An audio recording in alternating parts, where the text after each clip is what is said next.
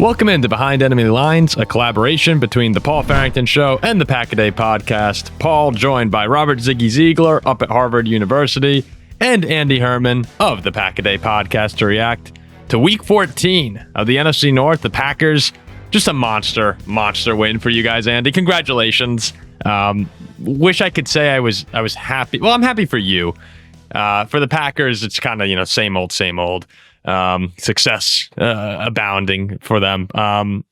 Chicago so close. It feels like they had a real opportunity there to kind of break away and start actually thinking about the one seed a little seriously. And then the Vikings 31-0. Who knows? You just don't know what comes with the Minnesota Vikings at this point in time.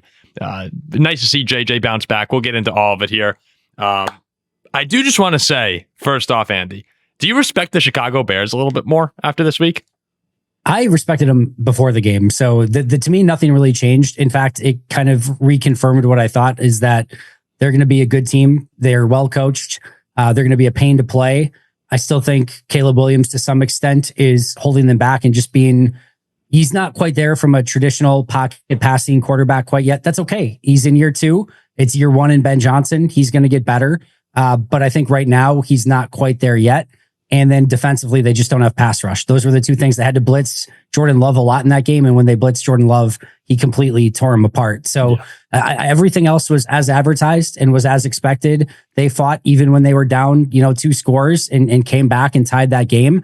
And even when they were driving down at the end of that game, and Ben Johnson's basically confirmed this, you knew they were going to go for 2 if they scored a touchdown. And I wanted nothing, especially with, the creativity of Ben Johnson. He had something up his sleeve in that 2-point conversion. So I was very much hoping it did not get to game on the line, win or lose, 2-point conversion. And that's what it would have been if they got in the end zone there. Thankfully, Keyshawn Nixon stopped it. But no, that they kind of confirmed exactly where I thought they were. They're a good team. You're not going to want to play them. And I think there's still a lot of room for growth for them as well. Yes, Caleb rolled out on that 4th and 1.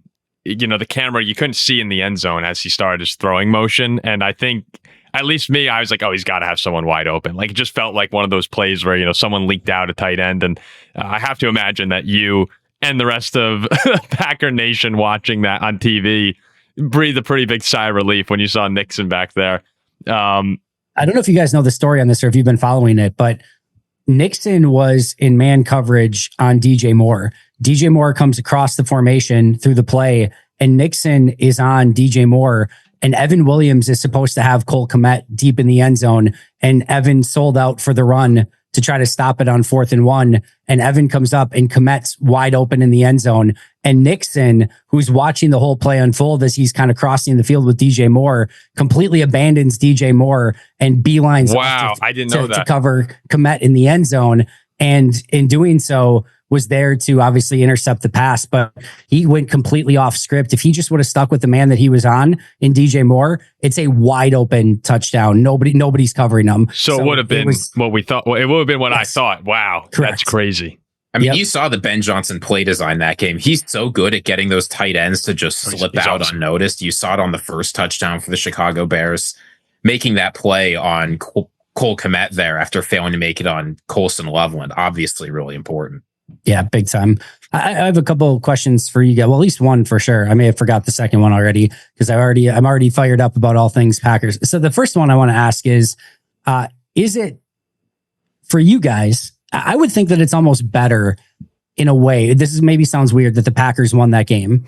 If we sort of already know the Packers are good to some extent. Like the Packers are, kind of doing their thing. If the Bears win that game, now it feels like, oh man, now maybe there's 2 of them plus Detroit, even though they're not playing quite as well. Like they're still good.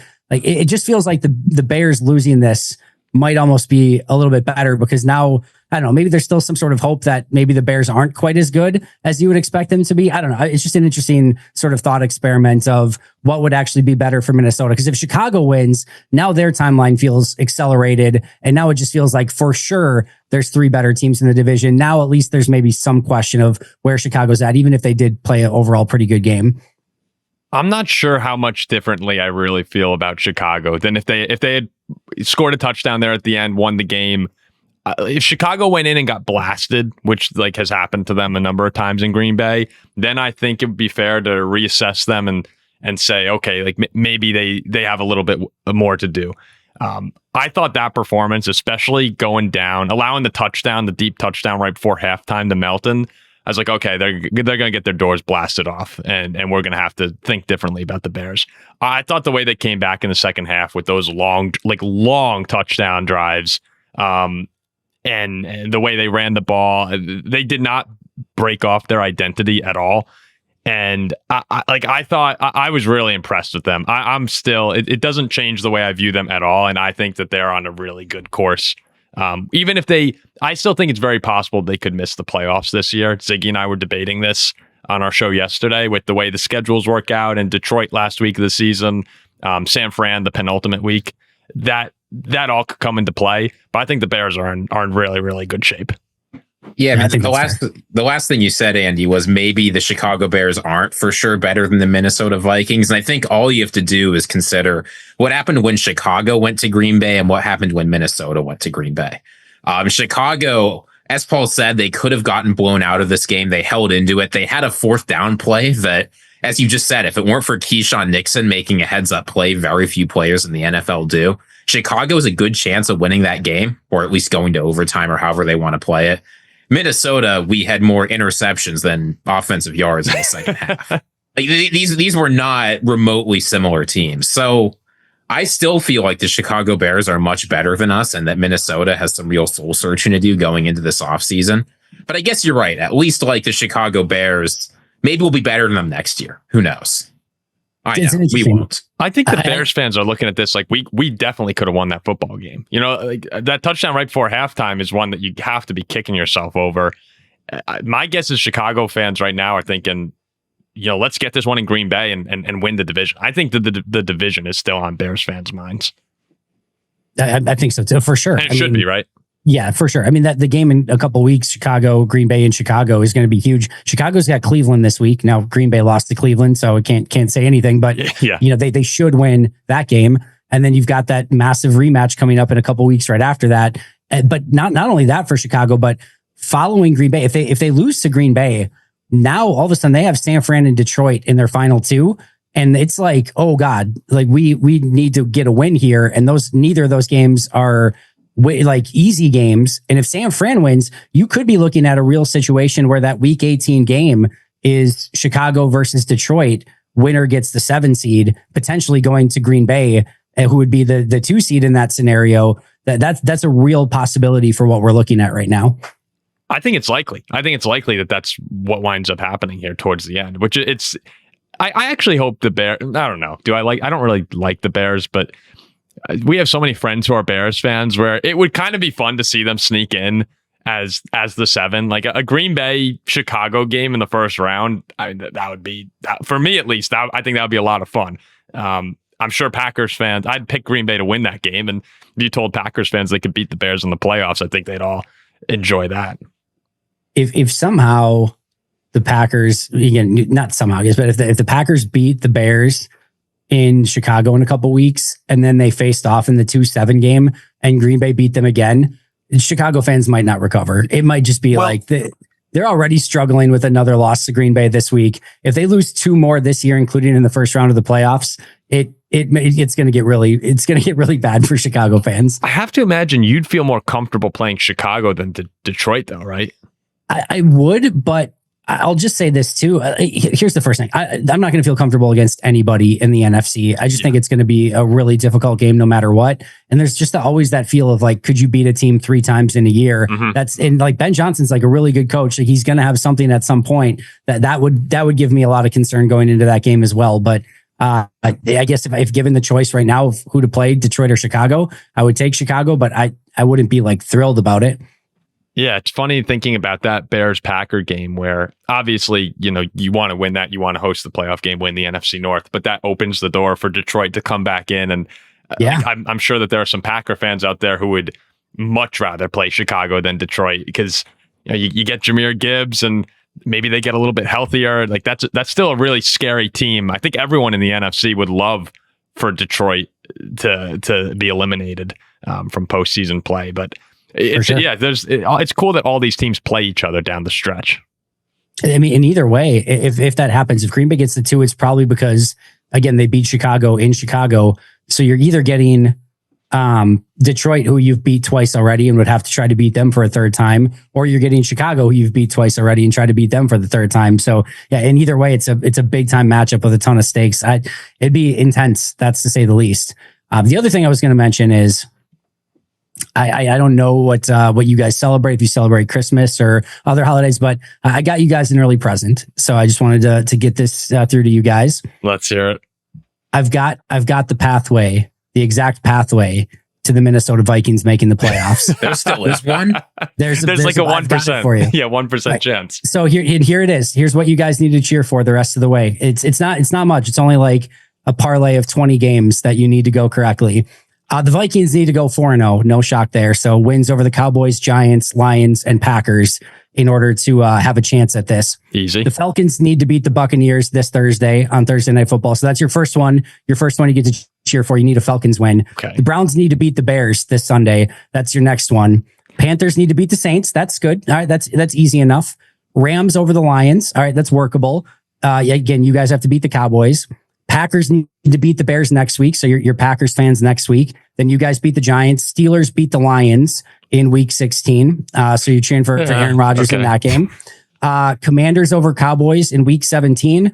Again, Vikings over Lions in week 17 and 49ers over Bears in week 17. And then Panthers over Bucks.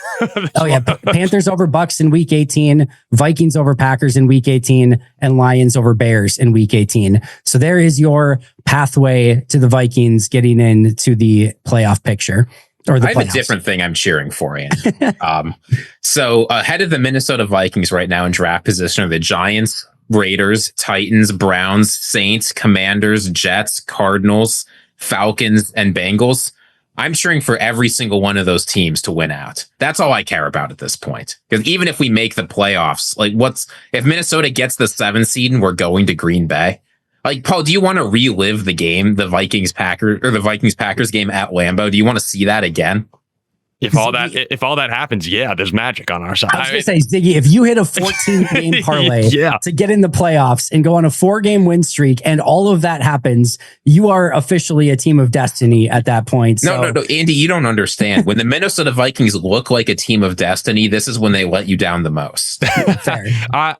You're talking me into it, Andy. I came into this show and I had not even a trace of a thought of the Vikings going to the playoffs. An early present. And now Falcons I'm like over Buccaneers first. That's your first one you need. Yeah, I see it now. Like there is a path. So I'll talk myself into it probably by the end of the episode. But yeah, Ziggy, I mean, if that happened, you're totally right though. Ziggy's right. We'd go in and we just get trounced in the it would be like this miracle happened and then we just get blasted in the first round. I wish I could pull up what that ticket would pay out on like $100 bet if those 14 things happened in consecutive order. It has to be like a million. Like I don't even know. It has to be. They probably wouldn't take. I mean, you have like some of our friends had done 13, 14 leg parlays this year around like for a particular week, and that's betting a lot of the favorites too. Like in that case scenario you laid out, there's some big underdog games. Yep. I have to imagine because you were getting paid out like $15,000 on a $10 bet. So I have to imagine if you put down $100, it might not even be on the books. It might be like this. Yeah, it's just a little too much for us right here. That would be penny bet max or something. Yeah, I don't know. It is very Viking-like though to essentially, barring a miracle, being eliminated from playoff contention to then come out and win 31-0 in a game where if you lose to the Commanders, you vault yourself into I think like the 8th pick in the draft. And now look, I can't complain too much. It's nice to win, and it's nice to see JJ have his best game of his career. So I think it would be, I feel like it would be a little hypocritical of me to come out here and after complaining so much about them not playing well when they do play well, to then go, well, the draft pick. So I was pretty pleased though with the Viking performance on Sunday. It was great to see JJ, even if it was against a bad defense, play well. And that's all you got. That's all you want to see for the next few weeks here is JJ string together these games and put yourself in a good position for 2026. Well, let's start there. Walk me through JJ McCarthy in this game. Obviously, 31-0 win. Defense was dominant. Jaden Daniels couldn't do anything. How do you feel? Is there rekindled hope with JJ McCarthy, or how are we feeling after this game? So, Andy, I've got a question for you before we start, actually, about this game. So, Dan Quinn has taken over the offensive play calling for the Commanders, and as Kevin O'Connell has said, when you're head coach and you take over play calling, you start calling a lot of the same stuff. Commanders played a lot of zone defense this game, excluding garbage time, right? So, neither team has more than a 98% chance to win. What percentage of the plays do you think the Commanders called were in zone coverage? I bet 90%. 100%. Oh, man. Every single one. What percentage do you think were too high safeties? Ooh, that I don't know. That I don't have as good of a guess on. 85%. Interesting. So JJ McCarthy was seeing very similar defensive looks almost every play. Now, I have to give him credit, right? Even when you're seeing that, it's still against an NFL defense. He's still delivered. But if you look at his throw chart, almost every single throw is between 5 or 10 yards towards the sideline, taking what the defense gave him. So it's good to see, as Kevin O'Connell said, he said he was going to ask JJ McCarthy, don't worry about the mechanics, don't worry about the footwork, don't worry about the decision making, just play natural. And JJ McCarthy took advantage of that. But this is a tough game, I think, to look at and say the hope's back for JJ McCarthy, because most NFL defenses are not going to give you the same easy look every single play. No, I think that's totally fair. But at least, again, it would be a much worse scenario today if they did that and he went, basically at Jaden Daniels' line of 9 for 20, 78 yards, no touchdowns and a pick. Oh, yeah, look, up until this point, JJ McCarthy hasn't gotten it done against the easy defenses either. Correct. Andy, I don't know. I definitely haven't told you this yet. After Notre Dame missed the college football playoff, I was just beside myself, kind of numb. I didn't even watch the first half of the game. I didn't see any football until probably 2:30, 2:45 Eastern here on Sunday. I got in the car and I just drove for 30 minutes one direction, stopped. It's I have a job to do. I need to go back and do it. Looked at my phone, and I was stunned because I saw McCarthy 9 for 10 for, whatever many yards, touchdowns, great passer rating. We were up 14-0. I was oh, all right. Okay. All right. This is nice. Because if I looked at the phone and saw, JJ 3 for 12 with 2 picks again, I probably would just put the phone down and kept going. But came back and wound up rewatching the game and everything. But that did save Sunday. No, I'm sorry, that didn't save Sunday. It was a horrible day, but it made it a little bit easier. I was happy for JJ. It was nice. They stripped it down for him. They made it easy, and they beat a team that has had a bad defense all year. So I think overall it was. Did it scare you seeing JJ play like that? No. Can't even give us this one. I mean, from a Packers standpoint, you kind of almost hope that a 16 for 20, 363 yard, maybe a couple touchdowns here or there, taking 4 sacks in a game. Give that, just keep that. You don't need another quarterback in the offseason. You're fine with JJ McCarthy. Max Brosmer can back up next year. Let's keep this train rolling. Let's extend Kwesi. And I think Minnesota's on the right track. I think that's the hope at this point. Yeah, I think you did see in this one, too, a little bit of why Vikings fans have just been so upset with the defense is flying around, and Van Ginkel, who's been hurt for a lot of the season, had a great game. You just saw a lot of the elements, particularly on the defensive side of the ball, where you're that's what this team could have been with good, just competent quarterback play. So it was a bit of a sting there, because you can't help but wonder in the back of your mind what this team could have been if it legitimately was not the worst quarterback play of the 21st century going on. So that did sting, but it's unfortunately that's just the scenario. Look, bringing in 45-year-old Phillip Rivers, I'm glad we're not in that situation. I think the Colts actually have it a little worse off than we do right now with what's going on there. But there was definitely a bit of come on, now's when we're going to play well. That's fair. It's totally fair. It is interesting that they're in that situation because Daniel Jones got hurt. Daniel Jones was in your building. You let Sam Darnold go. You're in that situation. You both spent high draft picks on quarterbacks that thus far have not worked out. Anthony Richardson for the Colts, obviously McCarthy for you guys. And you both went with a veteran that's best days are behind them. You guys went with Carson Wentz. They went with Phillip Rivers. So some parallels there. Isn't that crazy? Like, I can't believe, I thought it was a joke when someone sent me an image of Phillip Rivers as like, Schefter. And I was trying to see if it was, you misspell Schefter by like a letter or something. Oh, yeah. And when I saw that was legitimate, my first thought was Phillip Rivers might die on the field. Like, I just don't know how you're going to, who do the Colts play next? Is it like, it's a tough game this week. It's Seattle. They play. That's the worst case scenario. That's like the worst team you want to play. Phillip Rivers can't possibly be ready to play football for being out of the NFL for 5 years this week, right? There was a report today that it's not out of the question that he starts this week. I think it was Diana Rossini. I could be wrong on that. But there was the report today that it's not off the table that he could start this week. It can't. This just can't be real. I don't. I'm all the way in. To me, like. Once Daniel Jones went down, the Colts season was dead, right? Like Riley Leonard wasn't going to do anything for you. It's just over with, right? So at least give me something entertaining to watch, because I think, don't they have like, isn't the Seattle game? It's not a premium. It's like it's a 3:25 p.m. game, I think. So it's going to be on the same time as the Packers anyway. But either way, like give me some interesting Colts stuff the rest of the year, because otherwise I just don't think there's any point in it. So I'm all in on this. I want to see what 44-year-old Phillip Rivers can do. If Phillip Rivers plays well, there will be so many movies made about this, right? Phillip Rivers, he's leaving the 10 kids at home to go to the Colts for one last shot at glory after a sort of disappointing up and down career. Like the story writes itself. If he just takes the Colts to the playoffs, I guarantee you there's a Phillip Rivers movie in the next 5 years. This feels like a South Park episode or an SNL skit. Like I just can't. He wasn't even playing well at the end of his career when he was, 5 years younger. I can't believe that. You have to be real. I mean, the Vikings were pretty desperate at one point, but to go and call Rivers, I'm genuinely worried he's going to get really hurt.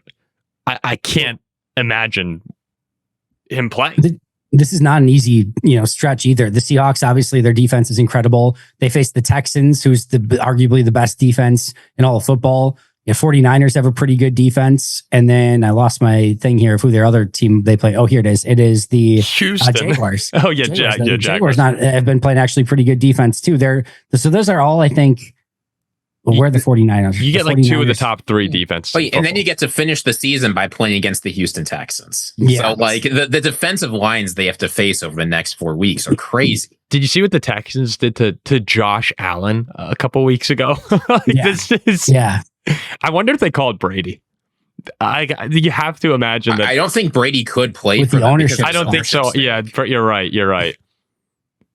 Wow, all of it's interesting. And also, if Brady was going to come back, he probably would have done it for the Raiders and like gave up the ownership stake in the meantime or something. Like, I don't know, pulled a Jordan, played for the Wizards or whatever. But yeah, it's a remarkable thing, and I can't wait. I can't wait to see it. I hope he does awesome. It'd be amazing. Oh yeah, you have to root for him. It is a little scary. I feel like I'm watching Tyson go and, box. Like that's just a degree of it's very entertaining, but there will be a piece of me. It's like, oh, you please get up. Like please get up. And Phillip Rivers will play through any injury. Like he's played through a torn ACL before. It's like this guy's already nuts. I mean, yeah, when he was like in his 30s or 20s. No, but I just mean like even if he gets hurt, I don't know. I don't want to speculate about all the injuries Phillip Rivers might suffer, but maybe the Colts know something we don't. They must know something we don't. Yeah, it didn't work with Wentz or Matt Ryan or Phillip Rivers the first time. This time will be different. Do you guys mind? Do you mind if I go back to Green Bay for a second? Because I felt, like we hit Chicago and Minnesota, but there was some stuff on the Packers. I just do want to bring up that, like, it's happening again. Like I can feel it happening again. Which one? The third straight quarterback? Are we talking that, or like they're making another run during Toyota? The run. Again, it's like the same way I felt it in 2023. Like the Packers are coming together. Love's playing some of the best football of his career. There's like you can feel it right now, and I hate it. I really hate that this is the exact way I felt in 2023. Like every second or every fiber of my body right now is trying to not buy into what the Packers are turning into. But the more you watch them the past 4 weeks, like they're very clearly to me a top 5 Super Bowl contender. And I know that they've had stretches where they've dipped down and then when they hit their peak, it's like, wow, this team's great. They just can't sustain it. But right now it feels different than it did in week 2 when it was like, all right, or week 3 even, between that stretch with the Browns and the Commanders. I just really don't like what's going on, because I think that we just have to accept, like, all right, they're going to be there this year. I think Christian Watson's made such a difference, and getting Jaden Reed back is going to help a ton. I'm so bummed that Tucker Kraft and Devontae Wyatt are out for the season. Those are two such important players, especially Tucker Kraft. But they're starting to hit on all cylinders. There's like teams are grasping a little bit now of like, all right, how do we want to go stop it? Like some of the zone stuff that was working earlier, Green Bay has found solutions to. And again, Christian Watson's helped a ton with that. So teams have gone man-to-man coverage. That hasn't worked. Like there just hasn't been an answer for this offense. And it's not like it's, fully functioning Death Star. It's not like they're putting up like 38 points a game or something, but they've been extremely efficient on offense. And defensively, they have these moments where they look really good. There's some moments too where you're just like, what the hell was that? Like, how could they not get off the field on a couple of those? But the thing that really I'm hopeful for, and maybe it's a fool's hope or a false hope, but this was a team last year that was really good at forcing turnovers. And they now have Micah Parsons on top of that team. And you would think, wow, like imagine the turnovers that they're going to be able to force now. And it hasn't been that way. Mm-hmm. They obviously got a huge one at the end of this game with Keyshawn, but they have not been a great team at getting the other team to turn the ball over. And we always know turnovers come in bunches. And to me, if this offense gets a little bit of help in some field position, or even if get a pick 6 or something like that and get some point production based on the defense getting turnovers, and the defense gets off the field quicker and gives the offense even more opportunities with how efficient they've been, that to me is like, now you're really set for a significant run. So they've got to create those turnovers. It's not as easy as just saying it to come to fruition. But if they start doing that again, like they did last year, man, look the hell out. This is going to be a very difficult team to beat. Yeah, they're still, I'm just looking at total turnovers forced. Like, was it 30, 29, 28, 27? 20, they're 25th in total turnovers forced this year. Like their differential is up there with the league leaders at +4, because they, Jordan just doesn't turn the ball over at all, which is massive.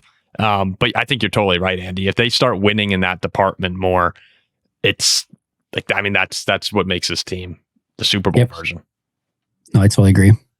I do have a question for you, Andy. After what we saw from Kingsley Enagbare this week, is there any thought, like, I am very much not on team he should be starting over Rashawn Gary, but I've seen a lot of Packers fans in our mentions coming in with that. What's your read on that situation? Is he going to get more time, at least on pass rush snaps? Does this change things at all after the week he had? Because he showed up. I know we're talking a lot about that interception, but that was only possible because of an enormous third down stuff too. Yeah, I mean, I think where you're at right now with it, I think they have the right rotation overall. Micah plays the vast majority of the games. There's probably 10 to 12 snaps that he doesn't. So you have those 10 to 12 left over. And then it's not quite like it ends up being almost like a 50-50 split between Enagbare and Rashawn Gary, but they get those extra kind of 12 snaps from Micah as well. So to me, it works out very well with where things are at. I think Rashawn's been the better run defender by far, although Enagbare had that huge stop on third down that set up that 4th and 1 this past week. But Enagbare is playing some of the best football of his career. Rashawn Gary's been rather pedestrian when you consider how much he's making and your expectations for him in specifically Micah Parsons taking all the attention on the other side. I think there was this idea of like, hey, Rashawn Gary's been your number 1 rusher. Now he gets to be your number 2 and gets a lot more one-on-ones. Imagine what he's going to be able to do. And if you look at his numbers for like pressures under 3 seconds, so quick pressures with how many rushes he's had, he's arguably the worst in the league based on the volume that he's had at getting quick pressures. So I think playing Rashawn on some early downs and setting him up, to be successful as a really good run defender, which he's really evolved his game for, and maybe playing Enagbare a little bit more on some of the obvious passing downs is a good way to do it. But listen, they're going to need Rashawn Gary to play at a little bit of a higher level if this defense wants to reach its peak. And unfortunately, we haven't really seen that so far, but maybe it's just around the corner. It would certainly be nice if we saw that. I was just looking to, you mentioned Christian Watson playing, and it feels like another aspect of the Packers that has just improved is they're starting to hit on some of these deep balls. And, Watson's the past 2 weeks, they've hit on 2 or 3 of them now, right? Melton too. Yeah, Melton as well. And I think that's where Watson helps so much. And now you get Reed back, and it feels like the offense is finally coming. It's a shame that Tucker Kraft is out because with him as well looped into that, it's legitimately does feel like a pick your poison. So it's a shame he's not there. But once Reed gets his feet under him, I think he's the second best receiver on the team. I don't really think it's I die like Dobbs, but I've always been a big Jaden Reed guy. We're in the same boat. Jaden Reed to me is easily the second best guy. Yeah, and it's kind of funny. It seems like Jordan Love is starting to get this week more media attention. I saw my boss, Colin Cowherd, puts out this reel about how he's all in on Jordan Love and he's underrated. And I'm looking here, ESPN puts out Pat McAfee is interviewing Love right now. It's like there's almost like this little surge in Jordan Love. I guess it's Toyotathon, so it makes sense. But it seems like people who cover the Packers a little closely always, and I'll put it aside from fans who, I guess fans are extremely emotional, clearly, like myself. But I feel like everyone here has always been very high on Jordan, no? Yeah, for sure. Yeah. I mean, like there was obviously the questions when he first came into the league and was behind Aaron of, where is this going to end up? He was a super talented quarterback coming out of college, but I will just say this. I was at some of his first, I think it was even year 2, because I think year 1 was the COVID year where he didn't get training camp, OTA, mini camp, right? And then I think it was year 2 where he was at camp and like he couldn't do anything basically besides check the ball down. Like he's just remarkably not ready yet. And then now it's just so night and day. Like he doesn't even normally take the checkdowns if they're there a lot of times. But so there was obviously a question at the very beginning, and then you saw that first start against KC, and you're like, "Whew, there's a lot of seasoning that needs to still go into this." But I mean, really, that game against Philly where he got in, and then once he kind of started in 2023, there hasn't been much question. And again, the sky's still the limit for him, in my opinion. Yeah, he's just so fun to watch. Like he's a player who takes a lot of risks, and every now and then you watch him, and he just makes these. So casual, right? He's so casual behind the or in the pocket where he just lobs it up. And as as a Viking fan, I'm thinking like, all right, that's picked off. And then he just puts in the perfect spot. Even on the touchdown pass to Watson, right? Like he just kind of floated that thing up, the first touchdown pass, and just perfectly placed. Watson waltzes into the end zone. And I like Jordan Love, and he's done a ton for our channel. Like he basically made our channel. And I just think right now, I don't know if I'd put him where I put him, like top 10 quarterbacks in the league wise. He's absolutely in that top 10 to me. But it seems like if the Packers are going to go on a serious run here, he might start getting the attention of one of those elite guys. When throughout the beginning of his career, it seems like we wavered between him being the 5th best quarterback in the league and someone that Packers fans call for Malik Willis to replace him. Well, the thing about Jordan Love that's so good, and I think why Packers fans and people who watch these games really closely get a lot out of him, is because, and why the advanced stats love him, is because Jordan Love is so important on critical downs, right? The reason why he's always at the top of EPA charts, even though he's not always the top of yardage charts, is because Jordan Love delivers huge time value on 3rd and 4th down. Like the leader in EPA per play in the NFL going into last week was Sam Darnold, and Sam Darnold has been very good for the Seahawks. But when you look at 3rd and 4th down, Jordan Love's EPA per play is double what Darnold does. Like he's able to consistently deliver in big moments. Every time the Packers have needed a game-winning drive, he delivers. And I think that's why, in 2023, Jordan Love was new to the league. His season ended on a really brutal interception against the 49ers. If you're looking forward to, are people going to change their mind? Is this year going to be different? 2025 Jordan Love is not going to throw a game-losing interception on his last drive in the playoffs. I'm calling it right now. Like, that's just not who he is anymore. Holding you to that, Ziggy, because I hope that, in fact, is the case. I mean, I think that's the last thing he has to prove, right? Is can he do it in the playoffs? Can he make a run towards the Super Bowl? It's really this version of the Packers team. It's the question that'll hang over Matt LaFleur. It's the question that'll hang over Jordan Love. Until they go out and win it, there's always going to be that question, just like sort of it is with Josh Allen and Sean McDermott in Buffalo and a lot of other places too. That's going to be the next step for them. But I mean, right now he's PFF's 2nd highest graded quarterback in the league. Every advanced metric basically has him in the top 3. If not that, it's top 5. And, from a even Vegas standpoint, he's currently 3rd in MVP odds. And I think the 4th one, Josh Allen, is pretty significantly, at least like plus 500 behind him. I don't know. Again, we could have the conversation all day of would you rather take this quarterback or Love, and where he ends up in that conversation is fun for debate and conjecture, whatever. Wherever you want to put him, whether it's number 7, number 3, number 10, whatever, he's playing unbelievable football. And I'm just, me personally, very happy that he's the Packers quarterback. I think that the Toyotathon bit also distracts a little from him playing his best football when it matters. Like, that's really what we're talking about here. Toyotathon is just another way of saying, when it's like, when it's November, December football and these games take on more importance, there's more pressure, it's colder, right? Like no one likes to get hit in the cold. No one likes to play when it's 9 degrees, like this Packers-Bears game. He plays great. And I think I actually do find that a little, it would bother me a little bit if I were a Packer fan that the Toyotathon thing is so prevalent, when it's like, no, he just, by the time you need him to be at his best, he is. And I think that's a kind of undervalued piece of Love that you're seeing a little bit right now. People are starting to be like, oh yeah, maybe we need to give him more flowers than we've given him in the past. For sure. He deserves it. He earns it. And again, you just look at his numbers. I mean, completion percentage is above 67%. I mean, we talk all the time of like, completion percentage and accuracy is just not something you can learn in the NFL. If you don't have it, you don't have it. Josh Allen is one of the rare examples of it getting better. Jordan Love might be another huge example of like, he continues to get more and more accurate with the ball. His confidence is through the roof. He's making more checks at the line of scrimmage. He's got 4 interceptions on the season. It's what Jalen Hurts basically had yesterday. Like, it's remarkable what he's been able to do from a complete efficiency standpoint. And yeah, they're not asking him to throw, 30, 40 times per game. It's a pretty balanced offensive attack, but he doesn't have a Justin Jefferson, a Jamar Chase. And I know Watson's playing really good since coming back, but I just think overall what they're asking him to do, he's performing it at a super high level. And there's not many quarterbacks right now I would take over him.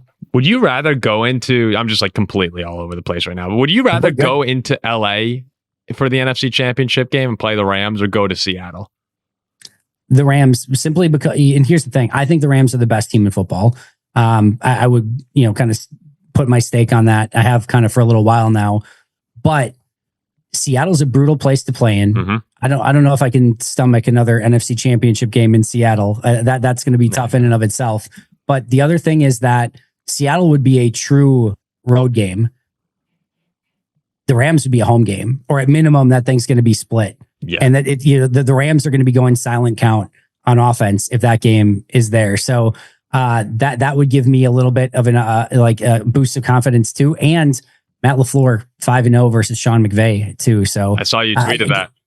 I'm not thrilled about it if they have to go to LA and play the Rams. Don't get me wrong. Don't get it twisted. That's a brutal game. And I think the Rams would still be favored, but it wouldn't scare me either. I would feel like Green Bay could go in and get that win. No, I think that's a fun wrinkle in the NFC playoff picture for you guys to look at least, is I'm expecting the Rams to win that division. I know they still go to Seattle, so like it's not, and you guys could still be the 1 seed too. That's absolutely in play.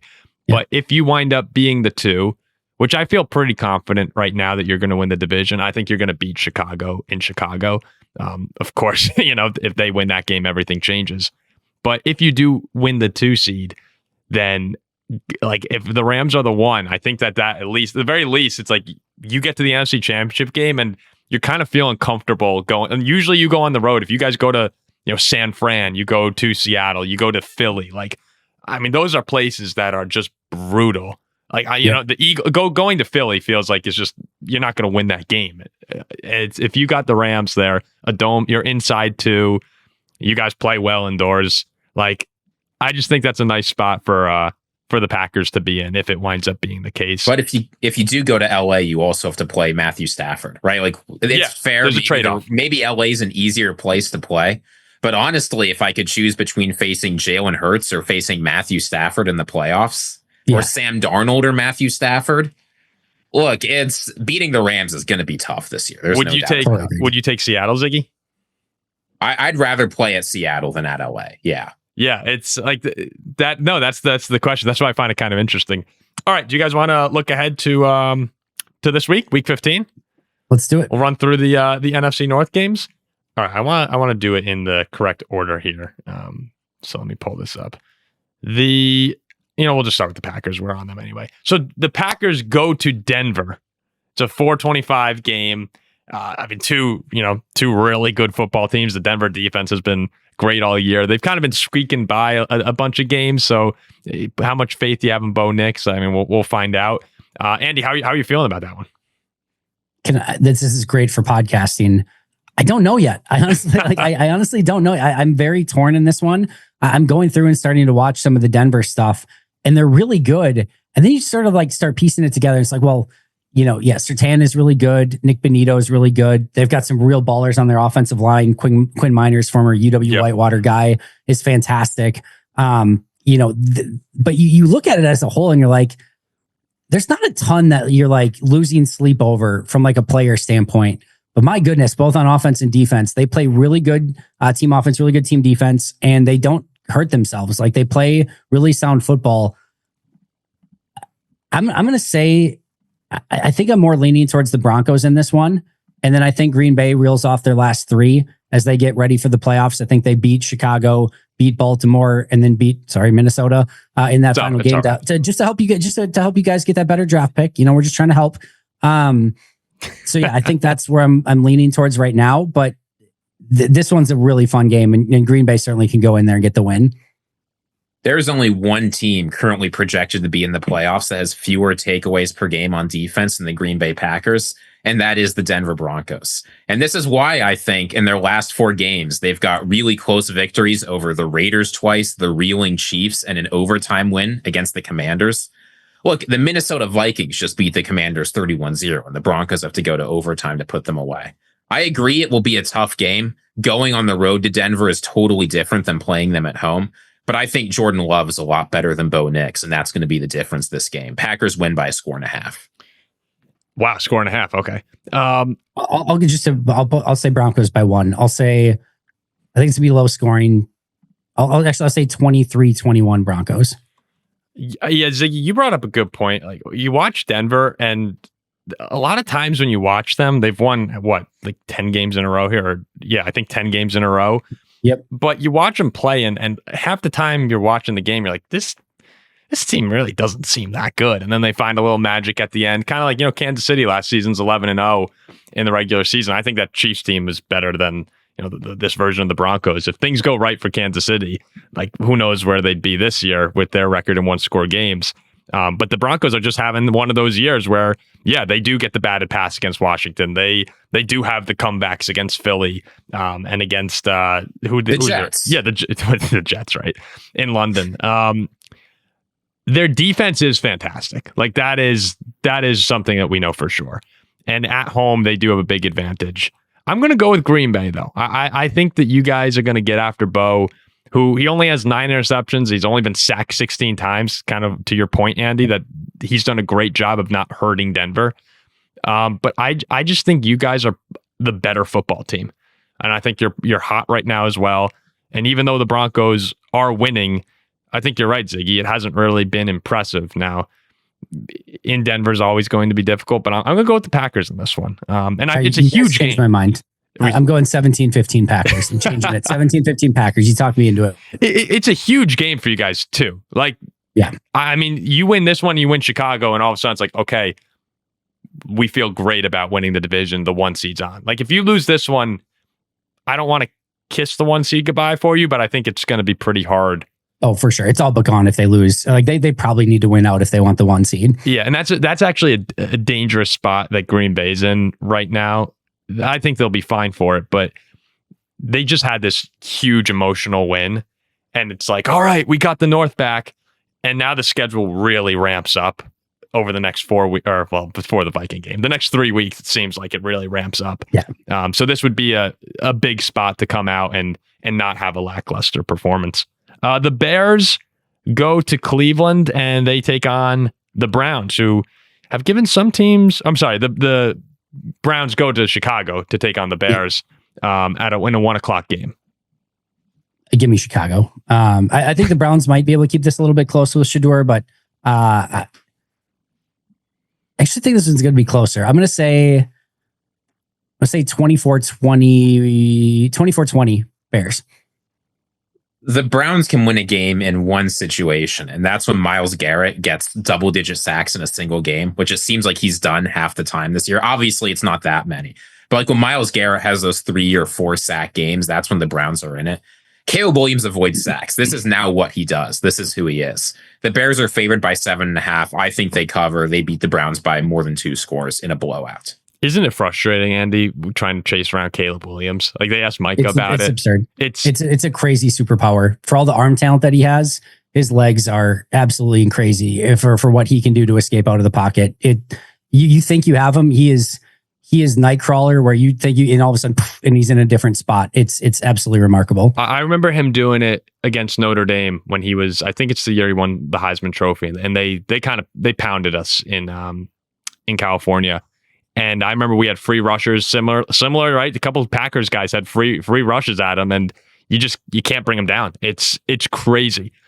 So yeah, I'm with you guys. I think Chicago wins this one. If they lose this one, now all of a sudden it's like, okay, playoffs are really, really in jeopardy. Another great 425 game. The Lions go to the Rams, this time in LA, right? That we've seen this game a few times, but it's been in Detroit most of the time. So Matthew Stafford, Jared Goff playing again. Who you guys got? Ziggy, you go first.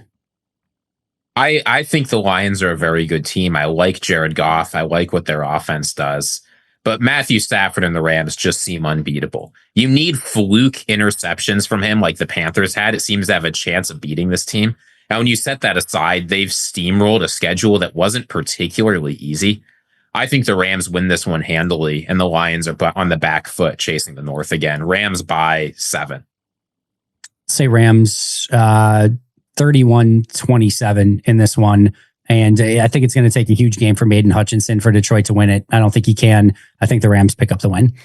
Yeah, I was actually going to say the exact same score as you, Andy. I think that's a brilliant observation. Thank you. It's one that if the Lions win, I'll probably pick them to get into the playoffs. And they're honestly kind of back in the division race if they win this game, and they'll be scoreboard watching as well. What's going on with Green Bay and Denver? I expect right now the Lions just don't feel the same way. I know Lions fans were pumped up after beating the Cowboys, but there's something a little off. I don't know what exact. Well, it's the interior of the line. I'm not a big believer in, and the injuries in the secondary again, but. I'm going to go with the Rams. Do you guys think they've turned into that team where most seasons there's like that one team that starts to kind of separate itself? And, last year it felt like the Eagles, or the Eagles and Detroit, right? And this year we've been sort of searching for it. The AFC is still a disaster. I don't think anyone has any idea what's going on over there. But are the Rams that team? Like, is it their year? I think they're the favorites, clearly. But my hope is that the Packers have a say in that as well. Yeah. Yeah, I think Green Bay can hang with them, but there's no question the Rams are separating themselves as their own tier of contender. Yeah, they just need it. So we've seen Stafford with the back issue already, and then thankfully it hasn't flared up this year. Devontae is getting older. Puka's had injury issues. To me, the big thing for them will just can they stay healthy? Alaric Jackson had that. What was it, like a blood clotting issue before the season? And he's been unbelievable for them at tackle. They just have to stay healthy, and if they stay healthy, I like where they're at, and that would be the only thing that would give me concern is if all of a sudden they lose one of those key players. And yeah, Stafford in the playoffs too. He's just like I fear him as much as any quarterback that's going to get into the playoffs. He's just a dynamic performer when it matters. All right, and last but not least, the Vikings go to Dallas for just a thrilling Sunday night football matchup with the Dallas Cowboys. How is this not flexed? By the way, there are multiple. It is amazing. There are multiple really good options, including, by the way, Denver and Green Bay, which I don't think is the prime game. Well, maybe it is. I think it's the Lions. I think it's the Lions Rams. Rams. So right. So it's not the premium 325. So I don't think that maybe they could still protect it, but you would think they'd put one of those games. Even if CBS had the right to protect a game, then shouldn't Bills Patriots be Sunday Night Football? I get that they don't like taking Dallas off of prime time because it's Dallas, but my goodness, there are at least they didn't know that Daniel Jones was going to be hurt. Colts Seahawks at the time would have made a whole hell of a lot more sense. Lions Rams, Packers Broncos, Bills Patriots. Even Chargers Chiefs, which is basically an elimination game for sure for the Chiefs at this point. No offense, but I don't know how this game didn't get flexed out. I mean, Andy, people want to see us. People want to see JJ. 9. They do, but not in the way that you want them to want to see JJ. It's more like it's a train wreck waiting to happen, and you can't take your eyes off of it, sort of way. Yeah, it is unbelievable actually that game is still there. It has to be because I think you can flex now. You have to. You only need 6 days to flex at this point in the season. That's crazy. I can't, and it's just Dallas. I understand it's just Dallas. They don't want to take him out of prime time, but man, it's just a lot of really good options out there. So, I'm taking Dallas though. 31-20. Actually, that's a lot against Minnesota's defense. We'll do a little bit less. 24-13 Dallas.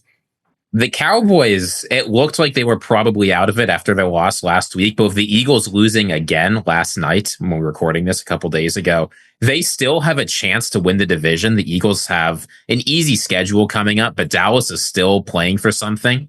The Minnesota Vikings are not. I know you laid out the whole situation, Andy. We're not playing for anything. The Vikings go back to their listless ways. The Cowboys win. I say 28-3. 28-3. JJ McCarthy reveals who he is. The Cowboys' interior defensive line just gets after him. We can't run the ball. We can't pass the ball.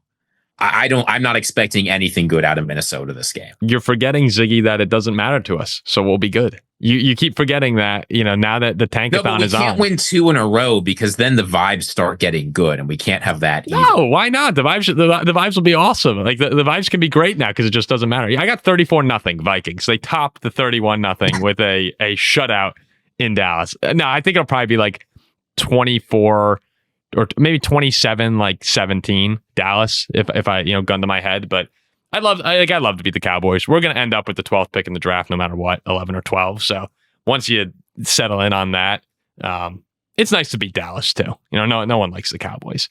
So wait, today would have been Tuesday when we're recording, would have been the last day to flex it probably. It's not getting flexed anymore. They confirmed the game's not getting flexed. No, I know, but like you said, 6 days, Ziggy. Yeah, they could have flexed it on Monday. Once you hit today, I think they can't flex it. It needs to be more than 6 days. It's the Cowboys, I guess. You get Dallas there. They're not going to move them. All right, we'll wrap it up there. Guys, thanks for jumping on the record. That was fun going over, just another great Packers week. And at least the Vikings showed up on Sunday, so that's nice. It's a rare 2-0 episode. We haven't had many 2-0 episodes between the Packers and Vikings winning on the same week before. So we got one this week. Last year, we would have had quite a few. I mean, last year was just ridiculous.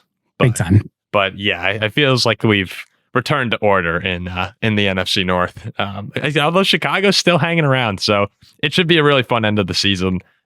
We'll be back next week reacting to the NFC North games. Again, just some monster matchups with Packers, Broncos, and Lions, Rams. So go ahead, Andy. Send us out with your victory speech. I got nothing super fun or sexy this week. Just enjoy the slate of games, and it's going to be really fun seeing what this 4 games in the NFC North kind of amount to this coming week. With outside of Minnesota, a lot of possibilities for some changes depending on what goes on. So enjoy the games, everyone. We'll see you back here next week with the Paul Farrington Show and the Pack-A-Day Podcast united in a sort of Voltron sort of way that's better than anything else in the world.